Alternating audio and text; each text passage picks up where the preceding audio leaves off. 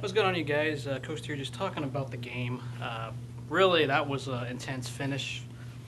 But I will say one thing: the Sharks dominated 2/3 of it. I really thought the Sharks were good on the back check. Got to give credit to Donsky. I know that's been the big up and coming guy, and I think he's putting himself on the national radar. I'm very impressed with what he did, back checking, doing all the little plays and passing well. I think he's the real deal. Going back to this game, though, yeah, it starts off early. Joe Pavelski gets the early goal and strikes first blood. Doesn't always mean everything in a game, but in this case, the Sharks were outworking the Kings. They really were. I was impressed all over. First period, the Kings were getting very little time in the zone, and the Sharks were just really good with the trap, keeping it in the neutral zone and so on. That second period, yeah, it was nice. They took advantage of the 5-on-3, the silly double penalty there. Worked out all right.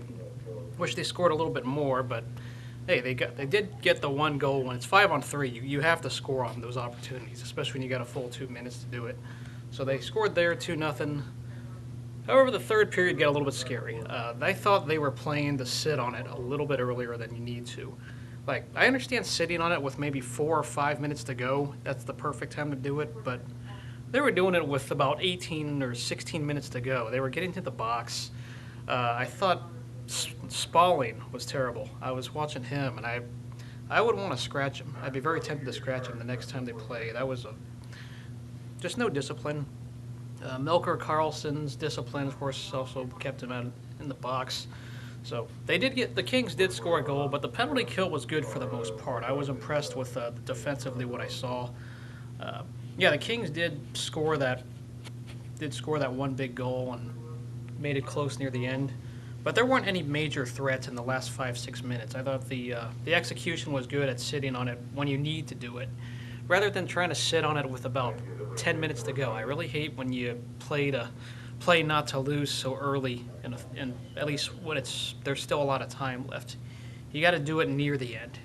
I mean, there's a time to play defense. Make sure you don't give up the goal. But I thought Joe Thornton was playing back a little bit earlier than I wanted him to.